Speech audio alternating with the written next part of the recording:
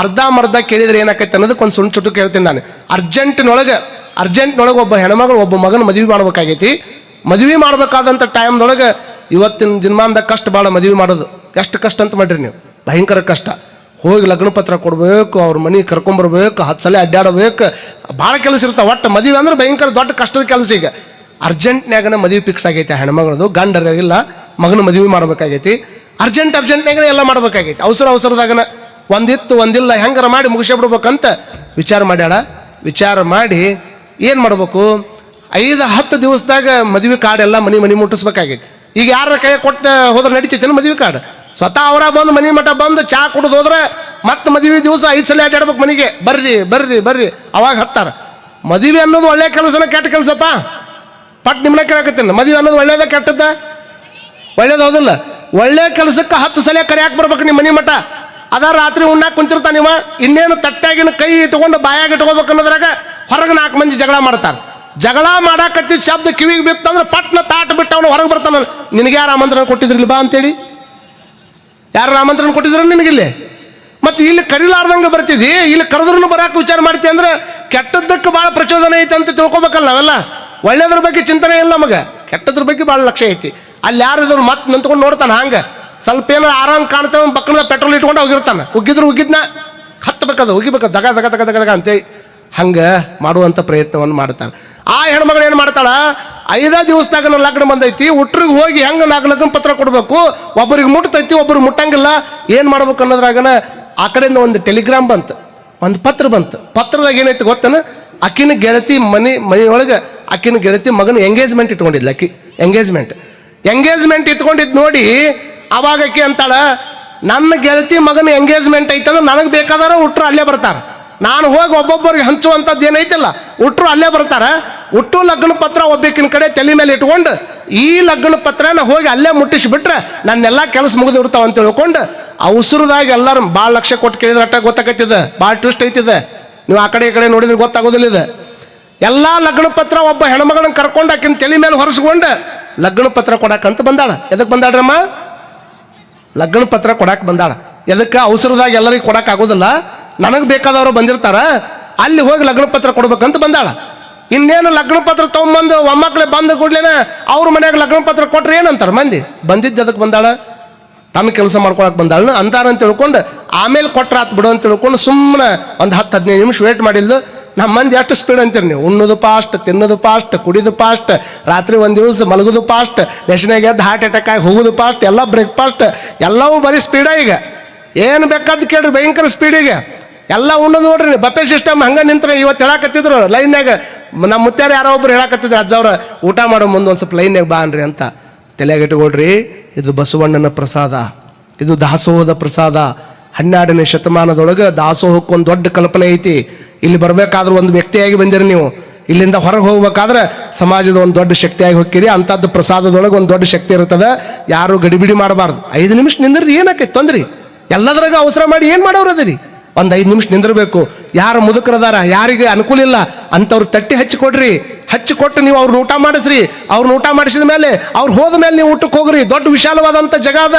ದಿವಸ ದೊಡ್ಡ ವ್ಯಕ್ತಿಗಳು ಇವು ಭಾಳ ವಿಶೇಷವಾದಂಥ ಪ್ರಸಾದ ಮಾಡ್ಸಕತ್ತಾರ. ನಿನ್ನೊಂದು ಹುಗ್ಗಿ ಮಾಡಿದ್ರು, ಬಹುತೇಕ ಅಂಥ ಹುಗ್ಗಿ ಉಂಡಿದ್ದು ಫಸ್ಟ್ ನಾವು. ಭಾರಿ ಅದ್ಭುತ ಹುಗ್ಗಿ ಮಾಡಿದ್ರು. ಇಂಥ ಚಲೋ ಪ್ರಸಾದವನ್ನು ನಿಮಗಾಗಿ ಸಿದ್ಧ ಮಾಡಕತ್ತಾರ. ಬಸವ ಪುರಾಣ ಅಂದ್ರನೇ ಅದು ದಾಸೋಹ, ಬಸವ ಪುರಾಣ ಅಂದ್ರನೇ ಅದ್ಭುತವಾಗಿರ್ತಕ್ಕಂಥ ಪರಿಕಲ್ಪನೆ. ಹಾಗಾಗಿ ಅಂಥ ಪ್ರಸಾದವನ್ನು ಯಾರು ಗಡಿಬಿಡಿ ಮಾಡಬಾರ್ದು, ಹಂಗೆ ಎದ್ದು ಹೋಗಿಬಿಡಬಾರ್ದು. ಎಲ್ಲಿ ಹೋಗೋರದ್ರಿ? ಎಲ್ಲಿ ಹೋಗಿ ಏನು ಮಾಡೋರಿದ್ರಿ? ಓಡ್ಕೊಂತ ಅಲ್ಲಿ ಹೋದ್ರಿ, ಅತ್ತಿಂದ ಮನೆಗೆ ಹೋದ್ರಿ, ಮನೆಯಿಂದ ಎಲ್ಲಿ ಹೋಗೋರದ್ರಿ ಹೇಳ್ರಿ ನಂಗೆ? ಮನೆಯಿಂದ ಮುಂದೆ ಎಲ್ಲಿ ಹೋಗೋರದ್ರಿ? ಒಂದು ದಿವಸ ಎಲ್ಲರೂ ಹೋಗೋರು ಅದಾರ, ಎಲ್ಲಿಗೆ ಹೋಗ್ಬೇಕಾಗೈತಲ್ಲ. ಇಲ್ಲಿ ಮ್ಯಾಕ್ ಕುಂತೀನಂದ್ರೆ ನಾನು ಹೋಗವನ ಅಲ್ಲಿ? ನೀವು ಹೇಳೋವಲ್ರಲ್ಲ, ನಾ ಹೇಳ್ಕೊಳಕತ್ತೀನಿ. ನಿಮ್ಮ ನಾ ಯಾಕೆ ಹೇಳಿ ಮತ್ತೆ ಹಿಂದಾಗಡೆ ನಾ ಹೇಳ್ಕೊಂಡು ಬಿಡೋ ಮ್ಯಾಕ್ ಕೂತ್ಕೊಂಡು ನಾ ಹೋಗವನ ಅಂತೇಳಿ ನಿಮ್ಮ ಕೈ ಮಾಡಿದ್ರೆ ನಾವು ಹೋಗೋರು ಅನ್ಬೇಕಲ್ಲ. ಹೋಗೋ ನಿಮ್ಮ ಏನು ಹಣಿ ಬಡ್ಕೋಬೇಕಾಗಿದ್ರಿ? ವಿಚಾರ ಮಾಡ್ಕೊಳ್ರಿ. ಅದಕ್ಕೆ ಶಾಂತ ರೀತಿಯಿಂದ ಹೋಗ್ಬೇಕು. ಆದ್ರೆ ಅಲ್ಲಿ ಹೆಣ್ಮಗಳು ಏನು ಲಗ್ನ ಪತ್ರ ತಂದಾಳ, ಎಲ್ಲರೂ ಮನ್ಯಾಗ ಉಂಡು ಹೊಂಟು ಬಿಟ್ರು. ಅವರು ಹೊಂಟ ಕೂಡ್ಲೇನೆ ಇಷ್ಟು ತಾಪ ಆಗಕತ್ತಕಿಗೆ 5 ದಿವಸದ ಲಗ್ನ ಐತಿ. ಇಲ್ಲಿ ನೋಡಿದ್ರೆ ಅರ್ಜೆಂಟ್ ಹೊಂಟಾರ. ಇನ್ನು ನಾನು ಲಗ್ನ ಪತ್ರ ಕೊಡ್ಬೇಕು. ಒಬ್ಬೊಬ್ಬರಿಗೆ ಹೋಗಿ ಒಂದೊಂದು ಕೊಟ್ಟು ಇಂಥ ತಾರೀಕು ಹಿಂಗೈತಿ, ಇಂಥ ತಾರೀಕು ಹಿಂಗೈತಿ, ನೀವು ಬರ್ಬೇಕು ಅನ್ನೋದು ಭಾಳ ಲೇಟ್ ಆಕೈತಿ ಅಂತ ತಿಳ್ಕೊಂಡು ಹೇಳು ಬಿಟ್ಟೆ ಶಾರ್ಟ್ ಮಾಡ್ಕೊಂಡು ನೋಡ್ರಿ. ಏನು ಹೇಳ್ಬೇಕಾಗಿತ್ತು ಅದನ್ನ ಸ್ವಲ್ಪ ಕಮ್ಮಿ ಮಾಡ್ಕೊಂಡು ಎಲ್ಲರ ಕೈಯಾಗ ಲಗ್ನ ಪತ್ರ ತೊಗೊಳಕಿ, ಹಿಂಗೆ ಕೈಯಾಗ ಕೊಡಾಕಿ, ನಮ್ಮ ಮನೆಗೆ 1ಕ್ಕೆ 2ಕ್ಕೆ ಬರ್ರಿ. ಎಲ್ಲರ ಕೈ ಲಗ್ನ ಪತ್ರ ತೊಗೊಳಕಿ, ಹಿಂಗೆ ಕೊಡಾಕಿ, ನಮ್ಮ ಮನೆಗೆ 1ಕ್ಕೆ 2ಕ್ಕೆ ಬರ್ರಿ, 1ಕ್ಕೆ 2ಕ್ಕೆ ಬರ್ರಿ, 1ಕ್ಕೆ 2ಕ್ಕೆ ಬರ್ರಿ. ತಿಳಿದಿಲ್ಲ ನಿಮಗಿದು? ತಿಳಿದೈತಿ? ಯಾಕೆ ನಗಾಕತ್ತೀರಿ ಹೇಳ್ರಿ ನೀವು? 1ಕ್ಕೆ 2ಕ್ಕೆ 1ಕ್ಕೆ 2ಕ್ಕೆ 1ಕ್ಕೆ 2ಕ್ಕೆ ಕೇಳಿ ಕೇಳಿ ನೀವು ಹೆಂಗೆ ನಗಾಕತ್ತೀರಲ್ಲ, ಅಲ್ಲಿ ಯಾರು ಇಸ್ಕೊಳಕತ್ತಿದ್ರು ಅವ್ರು ಹಂಗ ನಗಾಕತ್ತಿದ್ರು. ಅವ್ರು ಹೋಗ್ಲಿ ಬಿಡ್ರಿ. ಯಾರು ಮದುವೆ ಕಾರ್ಡ್ ಹೊತ್ಕೊಂಡು ಬಂದಿದ್ದಾರ ಅಕ್ಕಿಗರ ತಿಳುವಳಿಕೆ ಬೇಕು ಬೇಡ, ಈಕಿನ ಕರ್ಕೊಂಡು ಅದನ್ನು ಹೊರಿಸ್ಕೊಂಡು ಕೊಡಾಕಂತ ಬಂದಾಳ. ಅಕ್ಕಿ ಅಂತಾಳ, ಈ ವರ್ಷ ಮಳೆ ಆಗಿಲ್ಲ ಪಳಿ ಆಗಿಲ್ಲ, ಎದಕ್ಕೆ ಕರಿತಿ ಎಲ್ಲಾರು ಅನ್ಲ ಅಕ್ಕಿ. ಮನ್ಯಾಗ ನೀರಿಲ್ಲ ಪಾರಿಲ್ಲ ಎಲ್ಲ ಎದಕ್ಕೆ ಕರಿಯಾಕತ್ತಿ ಅಂತ ಅವಾಗಾರ ತಿಳ್ಕೊಬೇಕಿಲ್ಲ. ಅವಾಗ ನೀರಿಲ್ಲ ಅಂದ್ರೂ ಸಹಿತ ತಿಳ್ಕೊಳ್ಳಾರ್ದಂತೆ ಹೆಣ್ಮಗಳು ಅಕ್ಕಿ ಏನು ಅನ್ಬೇಕು ನೋಡ್ರಿ. ಮನ್ಯಾಗ ನೀರಿಲ್ಲ ಅಂದ್ರೆ ಟ್ಯಾಂಕರ್ನಾಗ ತರ್ತೀನಿ ನಾನು, 1ಕ್ಕೆ ತಪ್ಪಿಸೋಲ್ರಕ್ಕ 2ಕ್ಕೆ ಬರಬೇಕಂದ್ಲಕ್ಕಿ. ಇಷ್ಟು ನಗಾಕತ್ತಿದ್ರು ಅವರು. ಏನ್ರಿ ಎಲ್ಲರೂ ಎದಕ್ಕೆ ಕರೆದ್ರಿ ಹೆಣ್ಮಕ್ಳು ಪತ್ರಿಕೆ ಕೊಟ್ಟು ಏನೇನು ಕರೆಯಕತ್ತಾಳ್ರಿ ಅಂತ ಎಲ್ಲರೂ ಹಂಗ ತಿಳ್ಕೊಳ್ಳೋರು. ನೀವೇನು ತಿಳ್ಕೊಂಡ್ರಿ ಹೇಳ್ರಿ? ನೀವು ತಿಳ್ಕೊಂಡಿದ್ದು ನನಗೆ ಗೊತ್ತಾಗೈತಿ ನೋಡ್ರಿ. ನೀವು ಹೆಂಗೆ ತಿಳ್ಕೊಂಡಿದ್ರೆ ಹಂಗೆ ತಿಳ್ಕೊಂಡಿದ್ರು. ಆಕಿನ ಭಾವನೆ ಏನಿತ್ತು? 1ನೇ ತಾರೀಕಿನ ಮಗನ ಎಂಗೇಜ್ಮೆಂಟ್ ಅದ, 2ನೇ ತಾರೀಕಿನ ದಿವಸ ಅಕ್ಕಿ ಕಾಳು ಲಗ್ನ ಅದಾವ, 1ಕ್ಕೆ ತಪ್ಪಿಸೋಳ್ರಕ್ಕ 2ನೇ ತಾರೀಕಿನ ದಿವಸ ಮಗನ ಎಂಗೇಜ್ಮೆಂಟ್ ಅಲ್ಲ, ಮಗನ ಮದುವೆಗೆ ಎಲ್ಲರೂ ಬರಬೇಕನ್ನುವಂಥ ಭಾವನೆ ಆಕಿಂದ ಐತಿ. ಹೇಳುವ ವಿಷಯ ಶಾರ್ಟ್ ಆಗಿದ್ದಕ್ಕೆ ಹೆಂಗೆ ನಗಿ ಹುಟ್ಟಿತ್ತು ಹಂಗೆ ನಗಿ ಹುಟ್ಟುತ್ತದ. ನಾನು ನಿಮಗೆ ಬೇಡ್ಕೊಳ್ಳೋದು ಏನಂದ್ರೆ, ನಿನ್ನೆ ತಪ್ಪಿಸಿದ್ರೆ ಇವತ್ತು ತಪ್ಪಿಸೋಳ್ರಕ್ಕ, ನಾಳೆ ಮಾತ್ರ ಒಟ್ಟ ಪುರಾಣ ತಪ್ಪಿಸ್ಬಾಡ್ರಿ ಅನ್ನೋದು ಇವತ್ತಿನ ಪ್ರವಚನದ ಕೊನೆಯ ಮಾತು ಅನ್ನುವಂಥದ್ದನ್ನು ಈ ಸಂದರ್ಭದೊಳಗೆ ಹೇಳುತ್ತಾ ಎಲ್ಲರನ್ನ ಕರ್ಕೊಂಡ್ಬರ್ಬೇಕು. ಯಾಕಂದ್ರೆ ನಾಳೆ ಬಸವಣ್ಣನ ತೊಟ್ಟಿಲ ಕಾರ್ಯಕ್ರಮ ಐತಿ. ಇದು ಭಾಳ ಶಾರ್ಟ್ ಆಗಿರೋದ್ರಿಂದ ಯಾವಾಗ ನಮಗೂ ಒಂದು ಗಂಡು ಮಗು ಬೇಕು ಅಂತ ತಿಳ್ಕೊಂಡು ಎಲ್ಲ ದೇವರನ್ನು ಕೇಳೋದಾಯ್ತು, ಎಲ್ಲ ಮಾಡೋದಾಯ್ತು. ವಿಚಾರ ಮಾಡ್ಕೊಡ್ರಿ. ಅಲ್ಲೊಬ್ರು ಯಾರೋ ಹೇಳಿದರು, ಮಾದಲಾಂಬಿಕೆಗೆ ಹೇಳಿದ್ರಂತ, ನೋಡು ಬಾಗೇವಾಡಿ ಒಳಗೆ ನಂದೀಶನ ದೇವಸ್ಥಾನ ಏನೈತಲ್ಲ, ನಂದಿ ಬಸವಣ್ಣನ ದೇವಸ್ಥಾನ, ಅಲ್ಲಿ ಪುರಾಣ ಪ್ರವಚನ ನಡೆದದ. ಅಲ್ಲಿ ಹೋಗು, ಕುತ್ಕೊಂಡು ಪ್ರವಚನ ಕೇಳಿ ಸಂಕಲ್ಪ ಮಾಡಿಕೊಂಡೆ ಅಂದ್ರೆ ನಿನ್ನ ಇಷ್ಟಾರ್ಥವನ್ನು ಈಡೇರಿಸುವಂಥ ದೊಡ್ಡ ಶಕ್ತಿ ಬಾಗೇವಾಡಿ ಬಸವಣ್ಣ ನಂದೀಶಿಗೈತಿ. ಅಲ್ಲಿ ಹೋಗಿ ಪುರಾಣ ಕೇಳು ಅಂತ ಹೇಳಿದರು. ಬಂದು ನೋಡ್ರಿ, ಗಂಡನ ಮನೆಯಿಂದ ತವ್ರ ಮನೆಗೆ ಬಂದು ದಿವಸ ಪ್ರವಚನ ನಡೀತಿತ್ತು. ಪ್ರವಚನದಾಗ ಹೋಗಿ ಕುಂದಿರ್ತಿತ್ತು. ಅವಾಗ ಹೋಗಿ ಪ್ರವಚನದಾಗ ಒಂದು ಮಾತನ್ನು ಅವ್ರು ಹೇಳಿದ್ರಂತ, ಯಾರಿಗೆ ತಮ್ಮ ಇಷ್ಟಾರ್ಥಗಳನ್ನು ಪಡ್ಕೋಬೇಕಾಗ್ಯದ, ಯಾರಿಗೆ ಮಕ್ಕಳ ಭಾಗ್ಯ ಬೇಕಾಗ್ಯದ, ಯಾರಿಗೆ ಮಕ್ಕಳ ಕೊರತೆ ಅದ, ಅವರು ಒಂದಿಷ್ಟು ನಂದೀಶನ ವ್ರತವನ್ನು ಮಾಡಿದ್ರೆ, ಆ ನಂದೀಶನ ವ್ರತವನ್ನು ಪರಿಣಾಮಕಾರಿಯಾಗಿ ಅಚ್ಚುಕಟ್ಟುತನದಿಂದ ನೇಮಗಳ ಮುಖಾಂತರವಾಗಿ ಮಾಡಿದರೆ ಆತಗೆ ನಂದೀಶ ಆಶೀರ್ವಾದ ಮಾಡ್ತಾನ ಅಂತ ದೂರ ಕುತ್ಕೊಂಡು ಕೇಳಿದ್ಲು ಅಮ್ಮ. ದೂರ ಕುತ್ಕೊಂಡು ಕೇಳಿದ್ಲು ಮಾದಲಾಂಬಿಕೆ. ನೀವು ಹೆಂಗೆ ಕೇಳಾಕತ್ತೀರಲ್ಲ ಇವಾಗ, ಇದ್ರೊಳಗೆ ಒಂದು ದೊಡ್ಡ ಶಕ್ತಿ ಇರ್ತೈತಿ. ಇವು ಶಬ್ದನ ನೀವು ಅನ್ಬೋದು, ಅದ್ರಾಗ ಏನೈತ್ರಿ ಅದರ ಪುರಾಣದಾಗ? ಇವು ಶಬ್ದನ. ಇದು ಮಹಾತ್ಮರ ಚರಿತ್ರೆ. ನಮ್ಮ ಚರಿತ್ರೆ ಕೇಳಕ್ಕೆ ಯಾರು ಕುಂದಿರ್ತಾರಂತ ಮಾಡ್ರಿ ನೀವು ಒಂದು 50 ಲಕ್ಷ ರೂಪಾಯಿ ರೊಕ್ಕ ಕೊಡ್ತೀನಿ ರೀ, ಅದ್ರ ನಮ್ಮ ಚರಿತ್ರೆ ಹೇಳಂದ್ರೆ ಹೇಳ್ತೀವಿ ನಾವು. ತಡ್ರಿ ಅದ್ರ ಬಂದಿರಿ, ನಮ್ದು ಒಂದು ಸ್ವಲ್ಪ ಮನಿದೆಲ್ಲ ಲಿಸ್ಟ್ ಕೊಡ್ತೀನಿ ನಿಮ್ಮ ಕೈಯಾಗ, ಸ್ವಲ್ಪ ಪುರಾಣದಾಗ ಹೇಳಿ ಹೋಗಂದ್ರೆ ಹೇಳಕ್ಕಾಕತಿ. ಮತ್ತು ನಾ ಹೇಳಕ್ಕೆ ರೆಡಿ ಆದ್ರೆ ಇಷ್ಟು ಮಂದಿ ಕುತ್ಕೊಂಡು ಕೇಳ್ತಾರೆ. ನಿಮ್ದು ಯಾರು ಊರನ್ನ ಮಂದಿ ಚರಿತ್ರೆ ಹೇಳಿದ್ರೆ ಕೇಳಂಗಿಲ್ಲ. ಯಾರು ಮಹಾತ್ಮರಾಗಿ ಹೋಗ್ಯಾರ ಅಂಥವ್ರ ಚರಿತ್ರೆಯನ್ನು ಜಗತ್ತು ಕೇಳ್ತದೆ ಹೊರತಾಗಿ ಯಾರು ಚಾರಿತ್ರ್ಯವಂತರದಾರ, ಯಾರು ಲೋಕ ಉಪಯೋಗಿಯಾಗಿ ಹೋಗ್ಯಾರ, ನೀನು ಯೋಗಿ ಆಗಲಿಲ್ಲ ಅಂದ್ರೂ ಪರವಾಗಿಲ್ಲ, 4 ಮಂದಿಗೆ ಉಪಯೋಗ ಆಗುವಂಥ ಜನೋಪಯೋಗಿ ಆಗಿರುವಂಥ ಕೆಲಸವನ್ನು ಈ ನಾಡಿನಾಗ ಮಾಡಿದ್ರೆ ಅಟ್ಟ ನಿಮಗೆ ಬೆಲೆ ಬರ್ತೈತೆ ಹೊರತಾಗಿ ಬರೀ ನಮ್ಮ ಮನೆಗೆ ನಾವು ದುಡ್ಕೊಂಡು ಹೋದ್ರೆ ಯಾರು ಕೇಳೋರು ನಮ್ಮನ್ನು? ನಾಳೆ ನಿಮ್ಮ ಮಕ್ಕಳ ನಿಮ್ಮ ಫೋಟೋ ಇಟ್ಟು ಪೂಜೆ ಮಾಡೋಂಗಿಲ್ಲ. ಇವತ್ತು ಮುಂಜಾನೆ ಇದನ್ನ ಇಟ್ಟಿರ್ತಾರೆ, ಮತ್ತೊಂದು ಅದನ್ನ ಇಟ್ಟಿರ್ತಾರೆ. ಹಾಗಾಗಿ ಯಾವಾಗ ಮಕ್ಕಳು ಕೊರಗನ್ನೋದು ಎಲ್ಲರಿಗೂ ಇರೋದು, ಅದು ಎಷ್ಟು ಮಂದಿ ಮಕ್ಕಳು ಕೊರಗಿರ್ತೈತೆ ಅಂತ ಮಾಡಿರಿ. ಹಂಗೆ ಆ ತಾಯಿಗೆ ಇರ್ಬೇಕಾದ್ರೆ ನಂದೀಶನ ವ್ರತವನ್ನು ಮಾಡಕತ್ಲು. ನಂದೀಶನ ವ್ರತವನ್ನು ಮಾಡ್ತಾ ಇರೋದು, ದಿವಸ ಪುರಾಣ ಕೇಳೋದು, ದಿವಸ ಒಂದಿನ ಪುರಾಣವನ್ನು ಅಲ್ಲಿ ಕುತ್ಕೊಂಡು ಕೇಳೋದು, ಅದರ ಜೊತೆಗೆ ಭಾಳ ಶಾಂತಳಾಗಿ ಆಕೆ ನಂದೀಶನ ವ್ರತವನ್ನು ಮಾಡಬೇಕಾದ್ರೆ ಭೀಮಕವಿಗಳು ಬರೀತಾಳೆ, ಸುಳ್ಳು ಮಾತಾಡೋದಲ್ಲ, ಸುಳ್ಳಿನ ಶಬ್ದ ಕಿವಿಗೆ ಬಿದ್ದರೆ ನನ್ನ ವ್ರತ ಹಾಳಾಕೈತೆ ಅಂತ ತಿಳ್ಕೊಂಡು ಮಂದಿ ಕೂಟ ಮಾತಾಡ್ತಿದ್ದಿಲ್ಲ ಅಂತ ಹೆಣ್ಮಗಳು. ಹೆಂಗೈತಿ ನೋಡ್ರಿ ವ್ರತ. ಸುಳ್ಳು ಮಾತಾಡೋದು ದೂರ ಉಳಿತ್ರಿ. ಸುಳ್ಳು ಮಾತಾಡಿದ್ರೆ ತಪ್ಪಕ್ಕೈತೆ ಅನ್ನೋದು ಭಾಳ ದೊಡ್ಡ ಮಾತು. ಆದ್ರೆ ಸುಳ್ಳು ಮಾತಾಡೋರನ್ನ ನೋಡಬಾರದು. ಸುಳ್ಳಿನ ಮಾತುಗಳು ಕಿವಿ ಒಳಗೆ ಬಿದ್ದರೆ ನನ್ನ ವ್ರತ ಹಾಳಾಕೈತೆ ಅಂತ ತಿಳ್ಕೊಂಡು ಸುಳ್ಳು ಹೇಳೋರನ್ನು ನೋಡ್ತಿರ್ಲಿಲ್ಲ, ಅಪ್ಪಿ ತಪ್ಪಿ ಅಂತ ಇಂಥ ವಿಚಾರವನ್ನು ಮಾತಾಡ್ತಿರ್ಲಿಲ್ಲ. ಮತ್ತು ಆಕೆ ಅಂತಿದ್ಲು, ಸುಳ್ಳು ಹೇಳೋರು ಒಂದು ಭಾಗ ಆದ್ರೆ ಮತ್ತೊಬ್ಬರ ಮನೆ ವಿಚಾರವನ್ನು ಅಪ್ಪಿ ತಪ್ಪಿ ಮಾತಾಡಿದ್ರೆ ವ್ರತ ಹೋಗ್ತದ. ಮತ್ತೊಬ್ಬರ ಮನೆ ವಿಚಾರ ಮಾತಾಡಕ್ಕೆ ಹೋಗ್ಬಾರ್ದು. ಕೆಲವು ಮಂದಿ ಮಾತಾಡ್ತಿದ್ರೆ ಬರೀ ಮತ್ತೊಬ್ಬರದ ಮಾತಾಡ್ತಾರೆ. ಅವ್ರು ನಮ್ಮ ಮನ್ಯಾಗ ಏನೈತಿ ಒಟ್ಟ ವಿಚಾರ ಮಾಡಂಗಿಲ್ಲ. ಅವ್ರು ಹಂಗಂತ ನೋಡು, ಇವ್ರು ಹಿಂಗಂತ ನೋಡು, ಇವ್ರ ಮನ್ಯಾಗ ಹಂಗಂತ ನೋಡು. ಇದು ಒಂದು ದೊಡ್ಡ ಇಂಟರ್ನೆಟ್ ವ್ಯವಸ್ಥೆ ಐತೆ ಅಯ್ಯವ್ವ. ಬರೀ ಅವ್ರದ್ದು ಮಾತಾಡೋದು, ಮತ್ತೊಬ್ಬರದ್ದು ಮಾತಾಡಿ ಏನು ಮಾತಾಡೋದು. ಬೇರೆಯವ್ರ ಬಗ್ಗೆ ಚಿಂತನೆ ಮಾಡಕ್ಕೆ ಹೋಗ್ಬೇಡ್ರಿ. ಕಾರಣ ಏನು ಅಂತಂದ್ರೆ ಅವ್ರು ನಿಮ್ಮ ಚಿಂತನೆಯನ್ನು ಮಾಡಕತ್ತಿಲ್ಲ, ಅವರ ನಿಮ್ಮ ಚಿಂತನೆ ಮಾಡಕತ್ತಿಲ್ಲ. ಅಂದ್ರೆ ಅವ್ರ ಚಿಂತೆ ಮಾಡಿ ನೀವೇನು ಮಾಡೋರದಿರಿ. ಭಗವಂತ ನನಗೊಂದು ಅದ್ಭುತವಾದಂಥ ದೊಡ್ಡ ಶಕ್ತಿಯನ್ನು ಕೊಟ್ಟಾನ, ನಿಮಗೂ ಒಂದು ಅದ್ಭುತವಾದಂಥ ಶಕ್ತಿ ಕೊಟ್ಟಾನ. ಇದನ್ನೆಲ್ಲ ಅರ್ಥಕೊಂಡು ನಾವು ಬದುಕಬೇಕಾಗ್ಯದ. ನಾನು ನನ್ನ ಬಗ್ಗೆ ವಿಚಾರ ಮಾಡಬೇಕು. ನಾನು ನನ್ನ ಬಗ್ಗೆ ವಿಚಾರ ಮಾಡೋದ್ರ ಜೊತೆಗೆ ಯಾವುದಕ್ಕಾಗಿ ನನ್ನ ಭಗವಂತ ಈ ಭೂಮಿ ಮೇಲೆ ತಂದಾನ ಅದ್ರ ಬಗ್ಗೆ ವಿಚಾರ ಮಾಡಬೇಕು. ಯಾವ ಕಾರಣಕ್ಕಾಗಿ ನಾವು ಬದುಕನ್ನು ಬದುಕಬೇಕು ಅದ್ರ ಬಗ್ಗೆ ವಿಚಾರ ಮಾಡಬೇಕು. ನಮ್ಮ ಇದಕ್ಕೆಲ್ಲದಕ್ಕೂ ಬೆಲೆ ಕಟ್ಬೋದ್ರಿ, ವಸ್ತುಗಳಿಗೆ ಎಲ್ಲದಕ್ಕೂ ಬೆಲೆ ಕಟ್ಬೋದು, ಆದರೆ ಬದುಕಿಗೆ ಬೆಲೆ ಕಟ್ಟಕ್ಕಾಗೋದಿಲ್ಲ. ಅಂಥ ಮಹತ್ವವಾದಂಥ ಬದುಕನ್ನು ಹೆಂಗೆ ಬದುಕಬೇಕು ಅನ್ನುವಂಥದ್ದನ್ನು ತಿಳ್ಕೊಬೇಕಾದ್ರೆ ದಿವಸ ಬಸವ ಪುರಾಣವನ್ನು ನಾವೆಲ್ಲ ಕೇಳ್ಕೊಬೇಕಾಗ್ತದೆ. ಆ ಹಿನ್ನೆಲೆಯಲ್ಲಿ ಆ ವ್ರತವನ್ನು ಮಾಡಬೇಕಾದ್ರೆ ಯಾವುದನ್ನು ಕೆಟ್ಟದ್ದನ್ನು ಕೇಳ್ತಿರಲಿಲ್ಲ, ಆ ವ್ರತವನ್ನು ಮಾಡುವ ಮಟ್ಟ ಬಾಯಿಯೊಳಗೆ ನೀರು ಹಾಕ್ತಿರಲಿಲ್ಲ. ಅಷ್ಟೇ ಅಲ್ಲ, ಯಾವುದಾದ್ರೂ ಗಂಡು ಮಕ್ಕಳು ಕಂಡು ಅಂದ್ರೆ ಸಾಕ್ಷಾತ್ ನಂದೀಶನ ಕಂಡಂಗೆ ಮಾಡಿ ಆ ಮಕ್ಕಳನ್ನು ಮುದ್ದಾಡೋಳು, ಪ್ರೀತಿ ಮಾಡೋಳು. ಈ ಹುಚ್ಚು ಪ್ರೀತಿಯನ್ನು ಕಂಡು ಮಾದರಸರು ಒಂದು ಮಾತು ಕೇಳ್ತಾರಂತ, ಅಲ್ಲ ಮಾದಲಾಂಬಿಕೆ, ಮಕ್ಕಳು ಬೇಕನ್ನೋದು ನಿಜ, ಆದರೆ ಅಷ್ಟು ಹಟ್ಟಕ್ಕೆ ಬಿದ್ದು ಇಷ್ಟು ವ್ರತ ನಿಯಮಗಳನ್ನು ಮಾಡಿಕೊಂಡು ದೇಹವನ್ನು ತಣಿಸಿ ಮಕ್ಕಳನ್ನು ಪಡೆದ್ರಾಗ ಏನೈತಿ ಅಂತ ಮಾದಲಾಂಬಿಕೆಗೆ ಮಾದರಸ ಹೇಳಿದ್ರೂ ಸಹಿತ ಆಡಿಕೊಳ್ಳೋರು ಮಾತು ನಿಮಗೇನು ಗೊತ್ತಾಗ್ತದ್ರಿ. ಗಂಡು ಮಕ್ಕಳಿಗೆ ಗಂಡು ಮಗು ಇಲ್ಲ ಅಂತಂದ್ರೆ ಅವತ್ತಿನ ಕಾಲ ಹಂಗಿತ್ತು. ಮಕ್ಕಳು ಇಲ್ಲ ಅನ್ನುವಂಥದ್ದು ಕೊರಗಿರ್ತದೆ. ಅದ್ರಾಗ ಹೆಣ್ಮಗಳು ಹುಟ್ಟಿದ ಮೇಲೆ ಒಂದು ಗಂಡು ಮಗು ಹೆತ್ತು ಕೊಡೋಕ್ಕಾಗಿಲ್ಲ ಈಗ ಹೆಣ್ಮಗಳಿಗೆ ಅಂತ ತಿಳ್ಕೊಂಡು ಭಾಳ ಮಂದಿ ಮಾತಾಡ್ತಾರೆ. ಚುಚ್ಚು ಮಾಡಿ ಮಾತಾಡುವಂತಹ ಮಾತುಗಳನ್ನು ಕೇಳೋಕ್ಕಾಗೋದಿಲ್ಲ. ಬಾಲಕರಿಲ್ಲದ ಮನೆಯ ಬಹಳ ಕಷ್ಟದ ಪರಿಸ್ಥಿತಿ. ಹಾಗಾಗಿ ಅಂಥ ಎಲ್ಲ ಮಾತುಗಳನ್ನು ಸಹಿಸ್ಕೊಳ್ಳೋಕ್ಕಾಗೋದಿಲ್ಲ. ಅದಕ್ಕಿಂತ ಹೆಚ್ಚಾಗಿ ಗಂಡು ಮಗು ಅಂದ್ರೆ ನನಗೆ ಪ್ರೇಮ, ಅಂಥ ಮಗುವನ್ನು ಕೊಟ್ಟೇ ಕೊಡ್ತಾನನ್ನುವಂಥ ಭರವಸೆ ನನಗದ ನಂದೀಶನ ಮೇಲೆ. ಯಾಕಂದ್ರೆ ಅದು ಅವ್ರ ಮನೆದೇವ್ರ ಮೇಲೆ ಭಾರ ಹಾಕ್ಯಾರ. ದೇವ್ರ ಮೇಲೆ ಪೂರ್ಣ ಪ್ರಮಾಣದ ನಂಬಿಕೆ ಇಡಬೇಕು.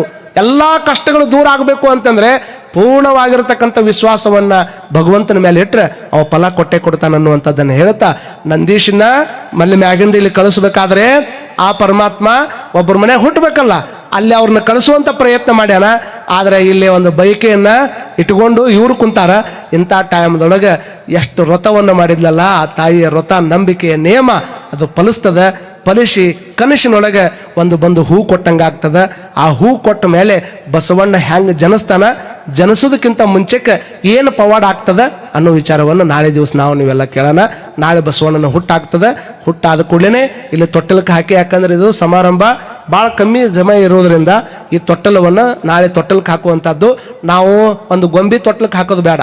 ಸಂಕ ಅನ್ನೋದ್ರೊಳಗೆ ಏನೋ ಮಾಡಿದ್ರೆ ಇತಿಹಾಸ ಆಗಬೇಕಂತ ನಮ್ಮ ನಾಗನೂರು ಅಜ್ಜವರು, ಸಿದ್ದಾರೂಢ ಅಪ್ಪವರು ಎಲ್ಲರೂ ಹೇಳ್ಯಾರ. ಹಾಗಾಗಿ ಒಂದು ಜೀವಂತ ಮಗುವನ್ನ ತೊಟ್ಟಿಗೆ ಹಾಕಿ ಅದಕ್ಕೆ ನಾಮಕರಣ ಮಾಡುವಂಥ ಪ್ರಯತ್ನವನ್ನು ನಾವು ಅಜ್ಜವ್ರ ಮುಂದೆ, ಮಹೇಶ್ವರ ಅಜ್ಜವ್ರ ಮುಂದೆ ತಿಳಿಸೀವಿ. ಯಾರಾದ್ರೂ ಮಕ್ಕಳು ನಿಮಗೆ ಈಗ 2 ತಿಂಗಳ 3 ತಿಂಗಳದಾಗ ಇದ್ದಿದ್ದು ಮಕ್ಕಳನ್ನು ಕರ್ಕೊಂಡ್ಬಂದು ತೊಟ್ಟಲ್ಗೆ ಹಾಕೊಂಡು ಹೋಗ್ಬೋದು.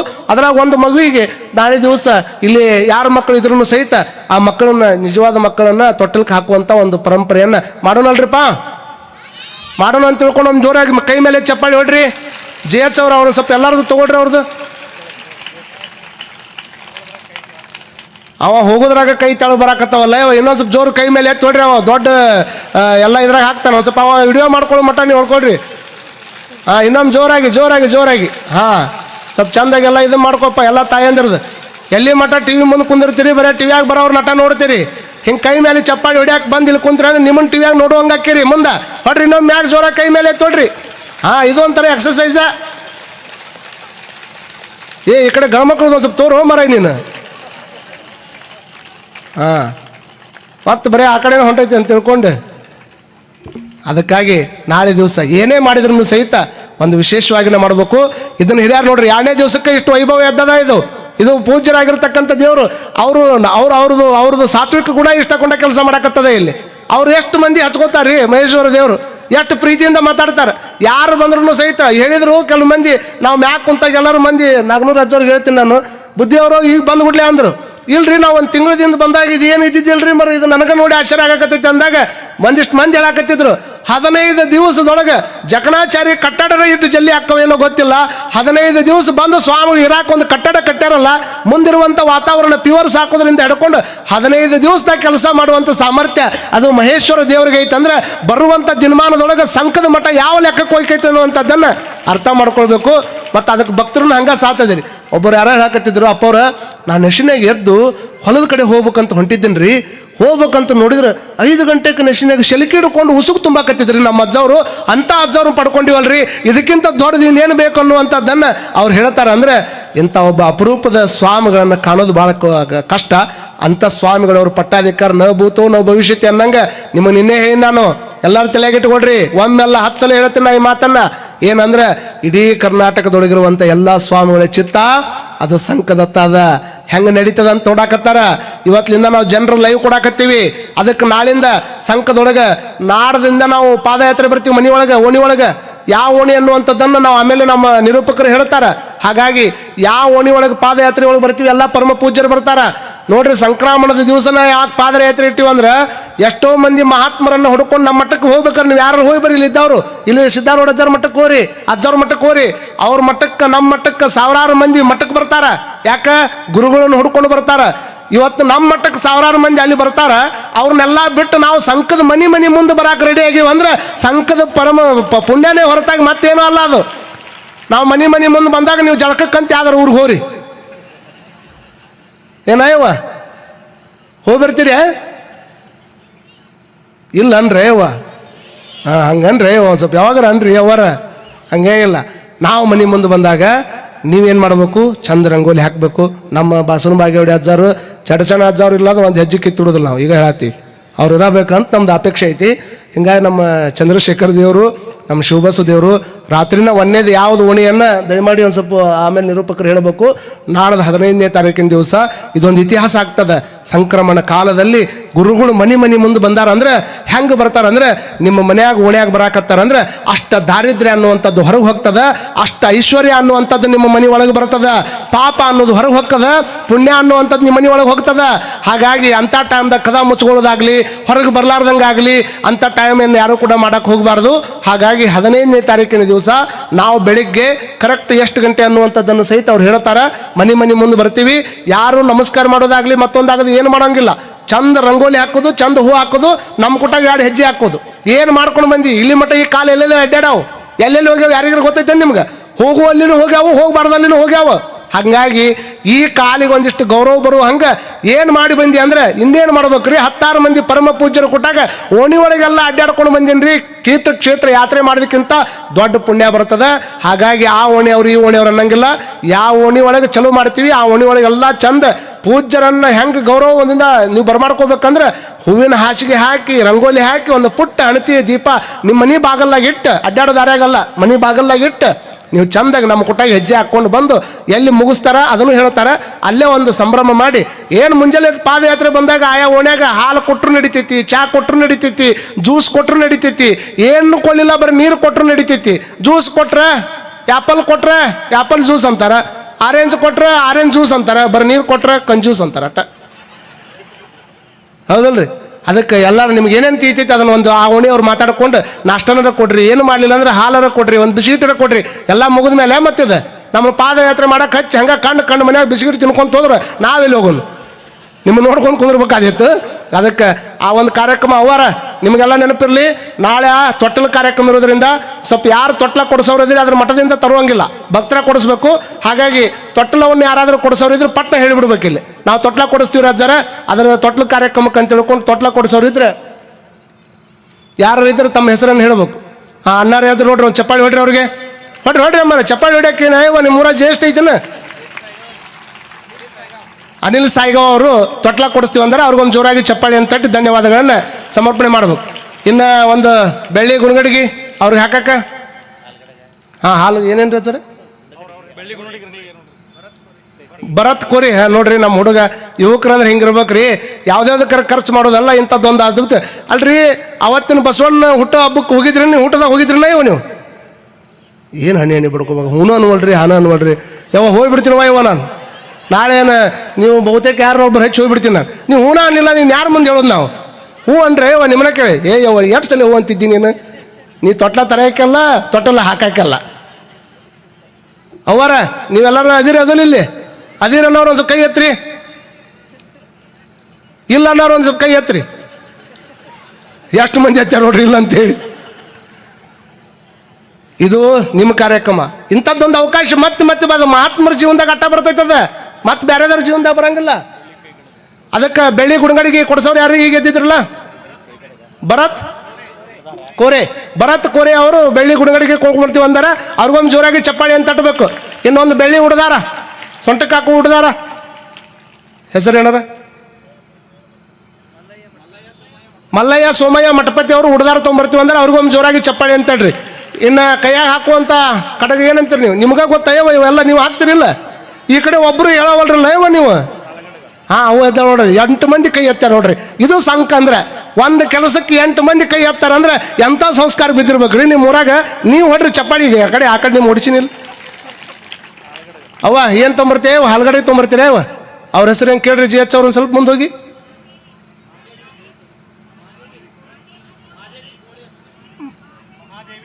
ಹಾಂ, ಮಹಾದೇವಿ ತಾಯಿ ಕೋಳಿ ಅವರು ಹಾಲ್ಗಡೆಗೆ ತೊಂಬರ್ತೀವಿ ಅಂದ್ರೆ ಅವ್ರಿಗೊಂದು ಜೋರಾಗಿ ಚಪ್ಪಾಳಿ ತಟ್ರವ. ಇನ್ನು ಯಾವ ನೀವೇನು ತೊಂಬರ್ತೀರ? ಏನು ನೀವು ಕೈಗಡಗ ತೊಂಬರ್ತೀರ? ಹಾಂ, ಕೈಗಡಗ ತೊಂಬರ್ತೀವಿ. ಅವ್ರ ಹೆಸರೇನು? ಸುವರ್ಣಮ್ಮ ತಾಯಿ ಪಾಟೀಲ್ ಅವರು ಕೈಗಡಗ ತೊಂಬರ್ತೀವಿ ಅಂದ್ರೆ ಮತ್ತೇನು ಬೇಕನ್ರಿ ಬಗೆ ಹೊಡಿತಾರ. ಅಣ್ಣ ನಿಮ್ದೇನ್ರಿ? ಉಡ್ದಾರಾಗೈತಿ, ಕೈಗಡ ಆಗೈತಿ. ಇನ್ನು ಇನ್ನು ಮುಂದೆ ಅದಾವ. ಅದಕ್ಕೆ ನಾ ಇವೆಲ್ಲ ಇಲ್ಲೇ ಆಗ್ಬಾರ್ದಂತ ಇನ್ನು ಮತ್ತೆ ಮದುವೆ ಮಾಡೋದೈತಿ. ಅದೊಂದು ಈಗ ಹೇಳಿಬಿಡ್ತೀನಿ. ಇನ್ನು ಮುಂದೆ 3 ದಿವಸಕ್ಕೆ ಮದುವೆ ಬರ್ತೈತಿ, 2 ದಿವಸಕ್ಕೆ ಮದುವೆ ಬರ್ತೈತಿ. ನಾಳೆ ತೊಟ್ಟಲ್ಗೆ ಹಾಕಿದ್ವಿ, ನಾಳೆ ತೊಟ್ಟಲಿಂದ 3 ದಿವಸಕ್ಕೆ ಮದುವೆ ಕಾರ್ಯಕ್ರಮ ಇಟ್ಕೊತೀವಿ. ಅದನ್ನು ಸಹಿತ ಒಂದು ಅಗದಿ ಗೊಂಬಿ ಕುಂದ್ರಿಸಿ ಮದುವೆ ಮಾಡಂಗಿಲ್ಲ. ಯಾರು ಮದುವೆ ಆಗಾರೋದ್ರೆ ಅವ್ರ ಹೆಸರು ಕೊಟ್ರೆ ಕರೆನ ಇದೇ ವೇದಿಕೆ ಮೇಲೆ ಗೋಧೂಳಿ ಮುಹೂರ್ತದೊಳಗೆ ಒಂದು ಮದುವೆ ಮಾಡೇ ತಿರೋದು. ಯಾರು ಆಗಾರದಿರ ನೋಡು, ಅಪ್ಪರು ಇದ್ದವ್ರು ಹಿಂದೆ ಕುಂತ ಒಬ್ಬ ಕೈ ಮಾಡಕತ್ತಾನಲ್ಲ ಅಲ್ಲಿ ಒಂದು ಅವ ಸಾಮಾನು ಕೊಡಕ್ಕೆ ಕೈ ಎತ್ತೇನೋ ಮರಯ, ಅವ್ನು ತೊಗೊಂಡು ಮದುವೆ ಮಾಡಕ್ಕೆ ಹೊಂಟಿ ಇಲ್ಲಿ ನೋಡ್ರಿ. ಪಾಪ ಏನು ತೊಂದರೆ ಇಲ್ಲ. ನಾವು ನಮ್ಮ ಮಠದೊಳಗೆ ನಮ್ಮ ಪಟ್ಟಾಧಿಕಾರದಾಗ ಎಲ್ಲೇ ಬಸವ ಪುರಾಣ ನಡೆದ್ರೂ ಸಹಿತ ಎಷ್ಟು ಕಡೆ ನಾವು ಬಸವ ಪುರಾಣ ಮಾಡೀವಿ, ಎಲ್ಲ ಕಡೆ ಕರೆ ಮದುವೆ ಮಾಡೀವಿ ನಾವು. ಏನೂ ತಪ್ಪಲ್ಲ. ಇಷ್ಟು ಮಂದಿ ಸ್ವಾಮೀಜಿಯವ್ರ ಮಧ್ಯದೊಳಗೆ ಯಾರೋ ಪ್ರಸಾದ ಮಾಡಿಸಿರ್ತಾರೆ, ಇಷ್ಟು ಮಂದಿ ಕರೆದ್ರೂ ಮದುವೆ ಬರಂಗಿಲ್ಲ. ಅಂಥದ್ದು ಬಸವಣ್ಣನ ಹೆಸರಿನೊಳಗೆ ಬಸವಣ್ಣನ ಮದುವೆ ಆದ ಟೈಮ್ದೊಳಗೆ ನಂದು ಮದುವೆ ಆಕತ್ತಂದ್ರೆ ಅದು ಒಂದು ದೊಡ್ಡ ಐತಿಹಾಸಿಕವಾಗಿರ್ತಕ್ಕಂಥ ಘಟನೆ ಆಗ್ತದೆ. ಹಾಗಾಗಿ ಯಾರವರ ಯಾದಿ ಮೇಲೆ ಶಾದಿ ಹಾಕಿರ್ತಾವಿಲ್ಲ, ನಿಮ್ಮ ಊರಾಗ ಹಾಕಲ್ಲ ರಾತ್ರಿ ಹಿಂಗೆ ಮಾತಾಡ್ಕೊಳ್ಳೋದು, ಹಿಂಗೆ ಬರೀದು, ಆಮೇಲೆ ಯಾದಿ ಮೇಲೆ ಶಾದಿ ಮಾಡ್ತಾರಲ್ಲ ಹಂಗೆ. ಅದಕ್ಕಾಗಿ ಅದನ್ನ ಅಜ್ಜವ್ರು ಹೇಳಕತ್ತಾರ. ಅದಕ್ಕೆ ನೀವು ಒಂದರ ಇರಲಿ 2 ಇರಲಿ, ಒಂದಂತರೂ ಆಗಬೇಕು. 2 ಮಾಡ್ತೀವಿ ಅಂದ್ರೆ ನೀವು ಯಾರು ರೆಡಿ ಇದೀರಿ ಅವ್ರು ನೀವು ಮನ್ಯಾಗ ಮಾತಾಡ್ಕೊಂಡು ನಿಮ್ಮ ಮನ್ಯಾಗ ಇದೊಂದು ಮಾಡಲೇಬೇಕೆಲ್ಲ ಹಿರಿಯರು ಕುಡ್ಕೊಂಡು. ಇದನ್ನು ಯಾರು ಆಗಲಿಲ್ಲ ಅಂದರೂ ಸಹಿತ ನಮ್ಮ ಎಲ್ಲ ಹಿರಿಯರು ಕುಡ್ಕೊಂಡು ಒಬ್ಬರನ್ನ ಒಪ್ಪಿಸಿ ಅವ್ರನ್ನ ಇಲ್ಲೇ ಮದುವೆ ಮಾಡುವಂಥ ಪ್ರಯತ್ನವನ್ನು ಮಾಡಬೇಕು ಅನ್ನುವಂಥದ್ದನ್ನು ತಮ್ಮೆಲ್ಲ ಹಿರಿಯರಿಗೆ ನಾವು ಹೇಳುವಂಥ ಪ್ರಯತ್ನ ಮಾಡ್ತೀವಿ. ಅಂಥವ್ರು ಯಾರು ಆಗಿದ್ರೆ ಅವ್ರ ಮನಸ್ಸು ಒಲಿಸಿ ಅವತ್ತಿನ ದಿವಸ ಪದ್ಧತಿ ಪ್ರಕಾರನ ಮಾಡ್ತೀವಿ ನಾವು ಇಲ್ಲಿ ಕುಂತ್ಕೊಂಡು. ಎಂಗೇಜ್ಮೆಂಟ್ ಯಾರ್ದಾಗಿರ್ತೈತಿ ಅವ್ರದಂತ. ಎಂಗೇಜ್ಮೆಂಟ್ ಆಗ್ಲಾರ್ದ ಮದುವೆ ಮಾಡ್ತಾರನ್ರಿ? ಅಲ್ಲ, ಆಗಲಿಲ್ಲ ಅಂದ್ರೆ ಹಿಂದಿನ ದಿವಸ ಮಾಡ್ಕೊಂಡ್ರ ಅದ್ರಾಗ ಏನೈತಿ? ಹೌದಿಲ್ರಿ ಅಪ್ಪ ಅವರು? ಅದಕ್ಕಾಗಿ ತಾವೆಲ್ಲ ಒಂದು ಸ್ವಲ್ಪ ಅಂಥವ್ರು ಯಾರಾದರೂ ಯುವಕರು ಇದ್ರೊಳಗೆ ಆಗುವಂಥವ್ರು ಇಚ್ಛೆ ಪಡೋರು, ಇಲ್ಲ ಆಗೋದಿಲ್ಲ ಅಂದ್ರೆ ಈಗ ಮುಂದೆ ಮಾಡಿರ್ತೀರಿ, ಫಿಕ್ಸ್ ಮಾಡಿರ್ತೀರಿ ಅಂಥವ್ರು ಒಂದು ಒಳ್ಳೆಯ ಅವಕಾಶ. ಇದನ್ನ ತಲೆಯಾಗಿಟ್ಕೊಡ್ರಿ. ನೀವು ನಾಳೆ ಹೋಗಿ 100 ರೂಪಾಯಿ ಖರ್ಚು ಮಾಡಿ ಮದುವೆ ಆಗ್ಬೋದು, ಏನೂ ತೊಂದರೆ ಇಲ್ಲ. ಆದರೆ ಬಸವಣ್ಣನ ಹೆಸರಿನೊಳಗೆ ಬಸವಣ್ಣನ ಮದುವೆ ಆಗುವಂಥ ಮಂಟಪದೊಳಗೆ ನಾನು ಮದುವೆ ಆಗಿ ಬಂದಿರ ಅನ್ನುವಂಥದ್ದು ಇತಿಹಾಸ ಆಗಿ ಉಳಿತದೆ. ಹಾಗಾಗಿ ಅಂಥವ್ರು ಯಾರಾದರೂ ಇದ್ರೆ ಮುಂದೆ ಬರಬೇಕು.